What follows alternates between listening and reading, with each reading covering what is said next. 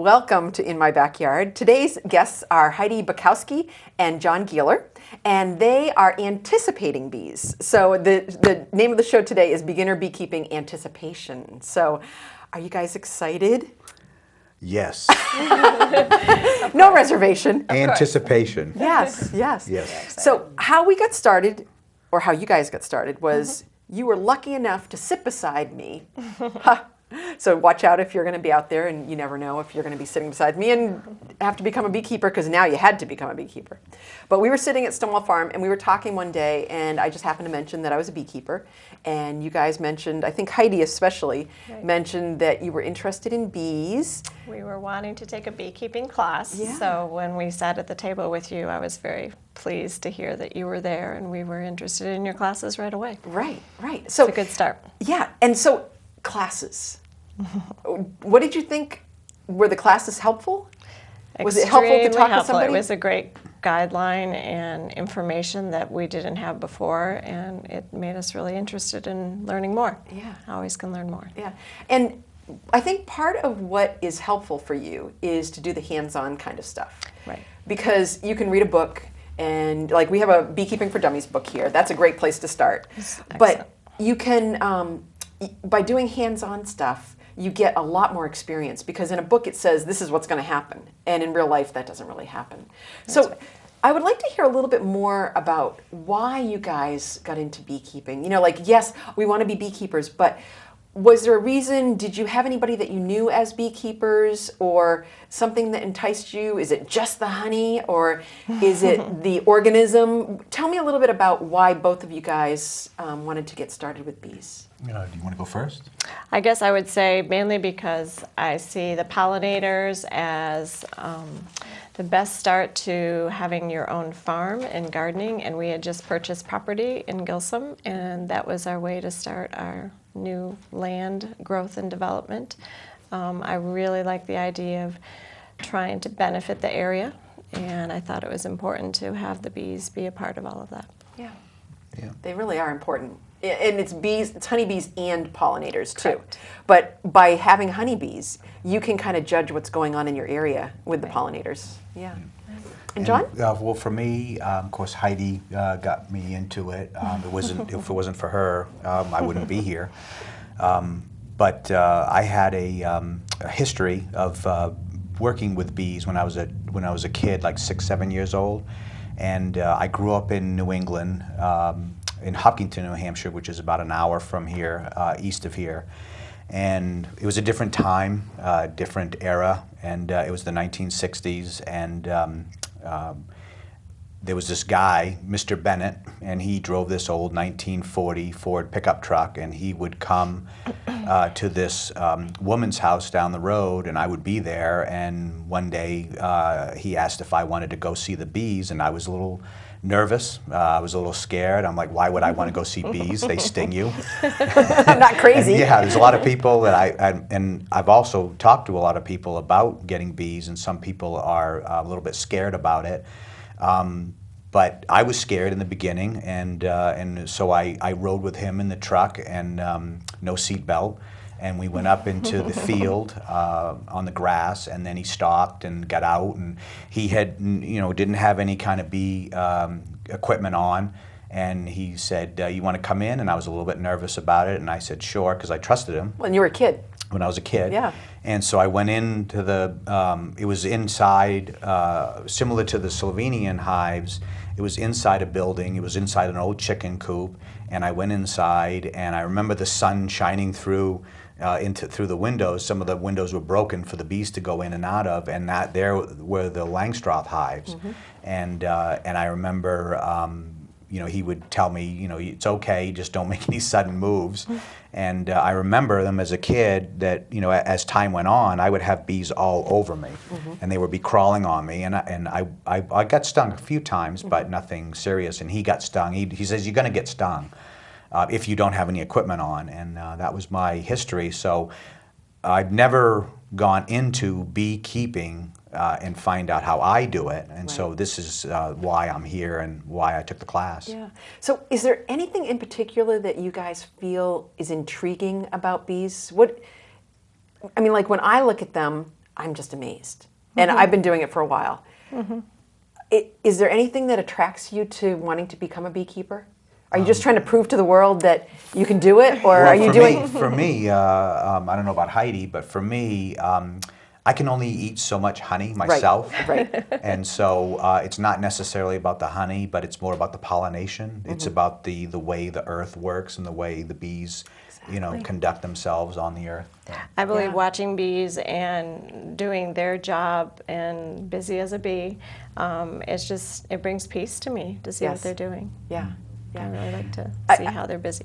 I know that you've probably heard me say this before, but when I go into a hive, even though I've been doing this for a while, the feng shui part of it, you just feel so relaxed because a lot of us work on computers all day, and you get tense up back here, and sometimes I can't wait to go into the hives when I get home because when I go in, I'm focused. I'm moving much more gently. I talk slower. Right. I know it's hard to believe, but I talk slower, and when I come out, I feel like I just did yoga or I just worked out or something because I'm totally in a different place. Right. So that's what I find with bees too. I think beekeeping slows your pace down. It makes you feel like you're going to be at a slower pace when you're looking at the bees. It is true. It is true. It's something that I think you have to make a conscious effort to do to be good at what you do. Right. So do you guys have any questions for me at this point? Oh, I always have questions for you. I was going to say, of course we do. So I have your telephone number. I know. And we have a website, and But I think what we're going to do right now, because this will bring out some questions too, is we're going to look at some photographs that I set up for the show. And we'll talk a little bit about those, what we're seeing, what they are, and then we'll talk a little bit more about the different styles of hives, because there's skeps, there's the Langstroth boxes that everybody's used to. There's Warre hives, which are tall, and they're like a top bar hive, which people don't know what a top bar hive is either, but they're all hives that have a strip and then the bees just draw a comb. And then there's another one now called a lesson hive.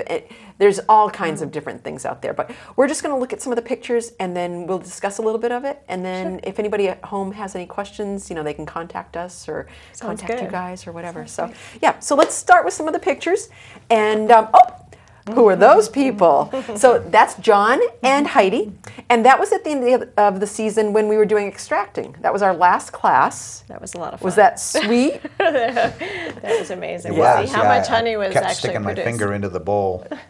It's the best. It really is. And people have no idea when they buy honey in the store what a difference there is between honey in the store that may have come hundreds of miles, thousands of miles, compared to the honey that you get locally. And it's beneficial, for your health as well. Oh, we're going to be talking about Slovenian hives. So I just wanted to show this picture. This is a group of hives, and what they are is Slovenian hives are usually built in like a shed. And you'll have anywhere from 6 to 70 hives all in one place. So you guys are going to get started with Slovenian hives, but I don't think you're probably going to start with 70. No. But this is what a typical Slovenian setup looks like. Not with the cow, but I thought the cow was cute. But what they do is they're very colorful over in Slovenia. A group of us took a trip over there, and I want to go back, but don't tell my husband.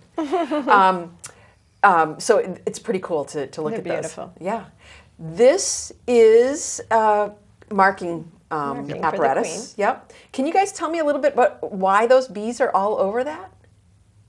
The queen's in there? Yeah, the queen is in there, and they want to get to her to keep her in the hive. They're trying to find a way to get her out of there. Yeah, so what we've done is we've marked the queen so we can find her, and mostly so that we know if the hive has swarmed or not, so we have to know whether the regular queen is in there or if it's a new queen. So so that's what those bees are doing, is they're just trying to check out, where the queen is. And that's the top of a frame. That's just, to any beekeeper, that's just beautiful. That's all it is. Oh, and there's Heidi, focused on seriously, focusing on taking the cappings off. So what we do is with the frames is we have a capping of wax that the bees have put on. We have to take that off, and then once that has happened, can you tell me a little bit more about what we do, Heidi? Do you remember? Well, what I'm using, I remember, was a warm knife as I was cutting off the cap to get to where the honey was. You remove that extra comb off, and then after that, the honey is within. And then you have to actually centrifuge it. Right. So we that put you it in can a big extract it. silver vat. Right. And it makes it into a centrifuge. All the honey goes out to the sides, Right. drops down, and then darn it, Darn. you've got all this honey. Yeah. And do you guys, just quickly, do you guys remember how much honey a honeybee makes in its lifetime? I don't remember. A 1/16 of a teaspoon. 1/16. So this much honey. But a honeybee only lives for 45 days and only goes out and forages for like 25. So, but when you look at a jar of honey, That's a lot it of really work. gives you a lot of respect for those bees. It's a lot of work. Yeah, yeah. Okay, so that looks like one of our classes. We visited somewhere. Yeah, I think that one might be actually in Brattleboro. We have some classes or a group of beekeepers that are in Brattleboro. We have a Brattleboro area beekeepers guild, and there's a Facebook page for that. So if anybody's interested in going to just check out bees, we don't charge anything for that. So it's something to think about. Let's see. I think this is one of our students, Celine and her husband. Do you remember Celine? I do. She was in our class. Yeah. And they had a couple of hives last year, and they were looking at the frames, putting the sun over their shoulders so that they could look into the frames. Yep, so they could see the eggs and the larvae and different things like that. Okay, so do you guys know what kind of hive this is? It's not a Langstroth. It's not a Langstroth, although It's it not a looks a top lot bar. like one. And It's it's a not a Warray. top bar. Yes, it's a It's the Warray. Warray. Yes. Warray. So it's kind of in between a Langstroth and a top bar hive. So it's got different levels. But what we do is we call it supering still, but you're actually putting the hive body on the bottom instead of on the top, like you would on a regular Langstroth. And this is a much more natural, it's called the people's hive. And so it's very easy to build. Pretty much anybody can build this. And then you put bees in it, and you can take honey, and you can get comb honey, which is really nice. Nice. So it's just another way of doing it. And this is what the frame would look like. Right. So this frame actually has a lot of drones on it. So a lot of drones can often mean possibility of swarming. Swarming. Yeah. Right. So this hive was probably getting pretty full. And you can see down in the bottom corner on the right-hand side, there's some regular eggs there. So you can see the difference between how flat the regular eggs are Right. and then how bumpy the drones are. The drones are the males and the worker They're bees larger. are the females. Yep. That's actually Celine's yard. Oh, it is. Yeah, That's nice. so they started out with 2 hives last year. This is giving you inspiration. They had a beautiful area. The sun would come in for sunset, and their hives did incredibly well last year. They were over in the like Upper Washington Street area. Okay. I think that's whose honey we extracted. It might be, yes, If I because they remember had several correctly. frames to extract. Remember Yeah, that. yeah. This is a yard that we have over in Westmoreland.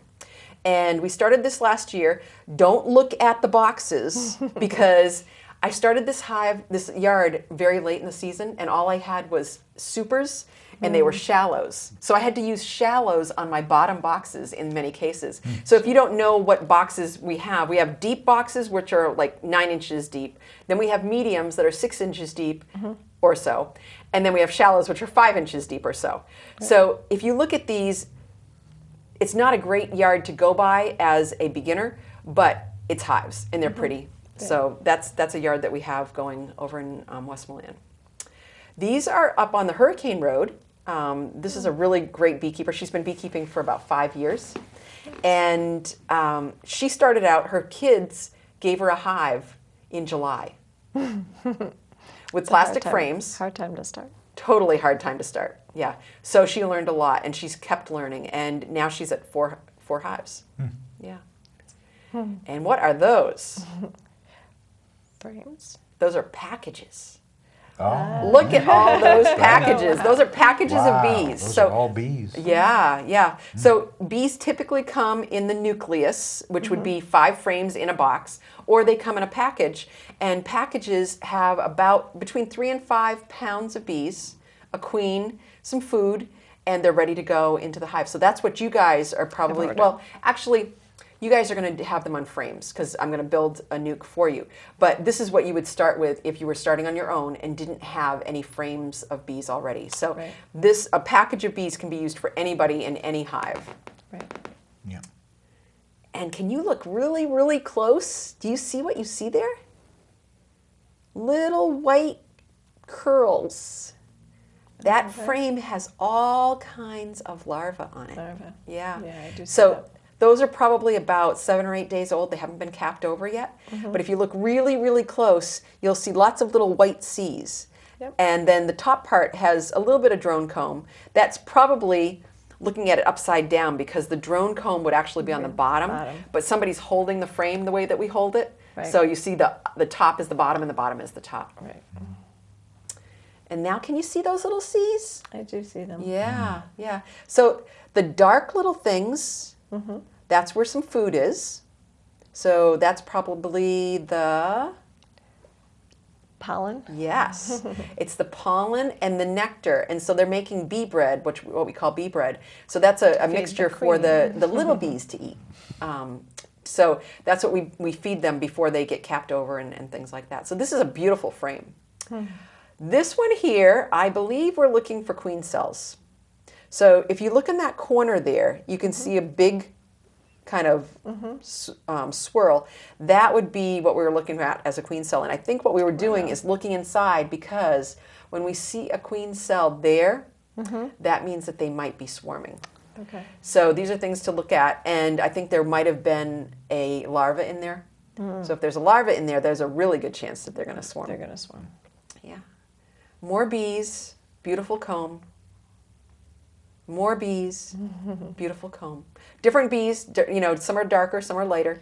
That's just beautiful foundation that's filled with eggs and larvae. I don't see a queen there. If you guys see a queen, let me know. Just more bees. And now we're back to the Slovenian hives. And this is what you guys really want to focus on.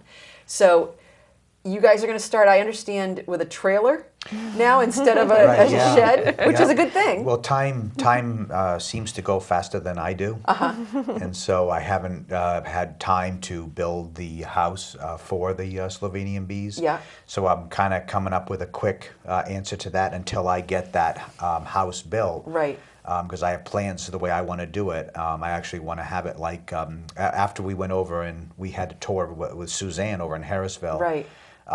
She, gave us some more ideas about how to do it, and so right now, this year, we got to have bees because my partner here, Heidi, she bought us bees, Darn. and so they are coming. Yes. And so I've decided No to time put like the the present. Slovenian bees, the beehives, into a camper.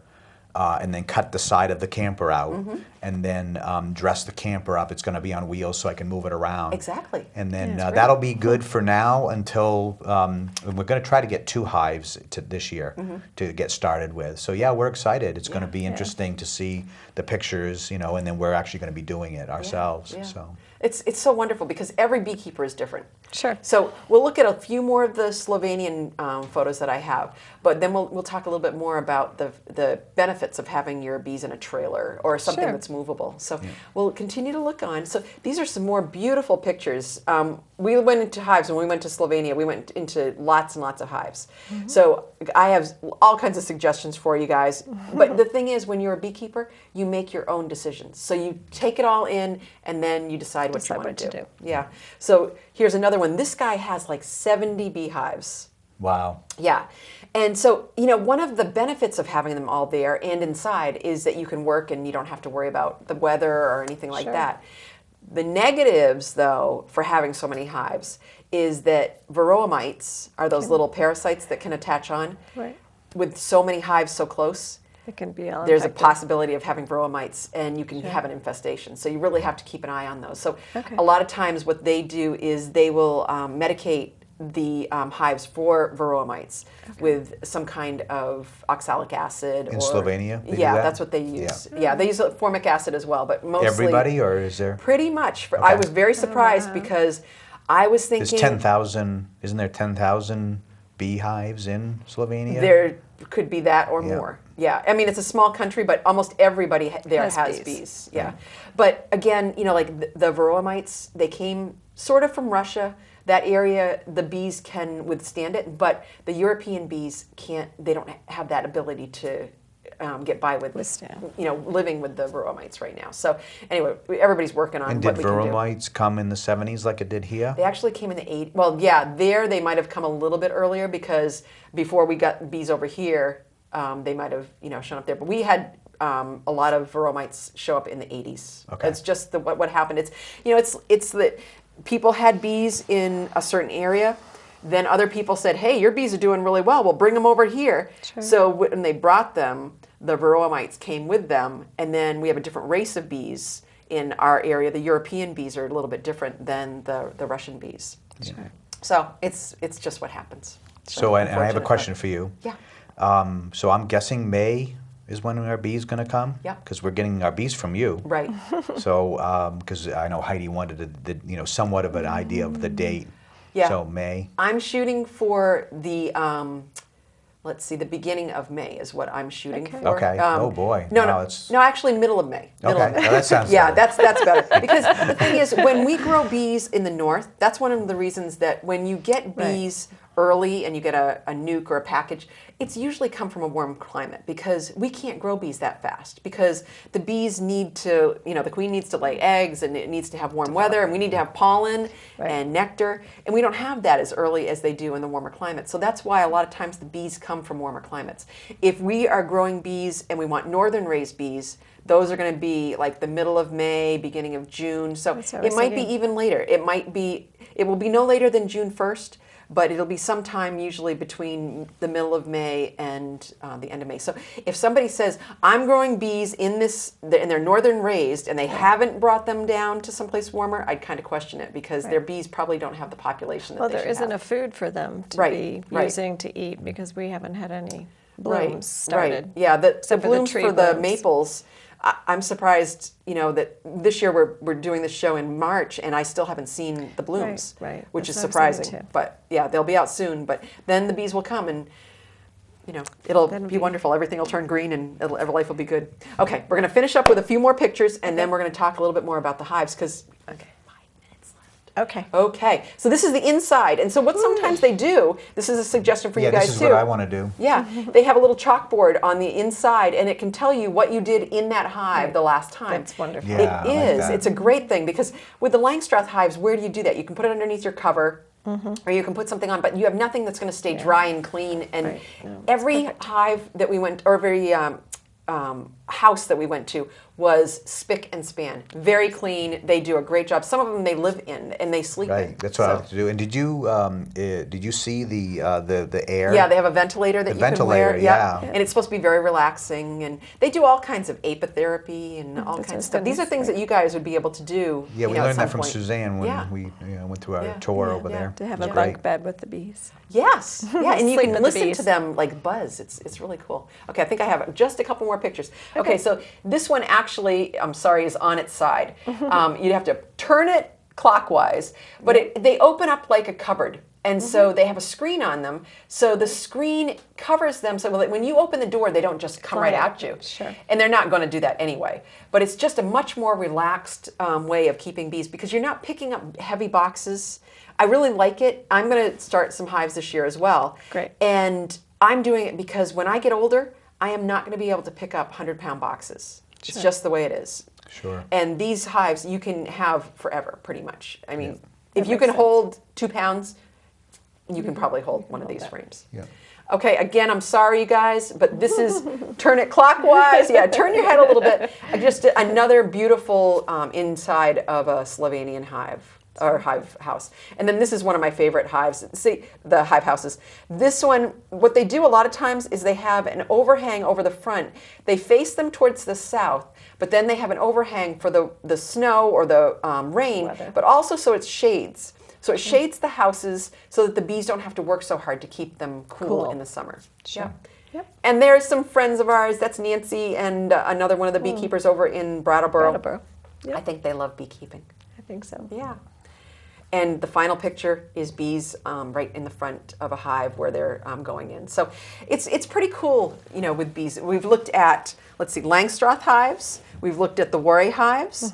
You guys are getting into the Slovenian hives. Let me see. What else did I want to I talk do about want today? to. I would like to have one Langstroth hive just to experience it. Yeah, to do some comparisons. Yeah. Yeah. And you know, Talked like about that. if you have a certain type of hive, you can always start another one. You can do a split, and we've talked about this a little bit, and I can always help you guys with that kind of stuff too. But you know, people think that they need to have more bees, and so to get more bees, they need to order bees, but not always. split It's your always own. good to know that you have bees when spring comes, but you can always split your hives, and Sure. that's a great way to When I keep talked to building. Jonathan from New Hampshire Honeybee, he said that he started out with a few, two, and then he went to 250 hives. I think he was saying. I'm not really sure. He might have.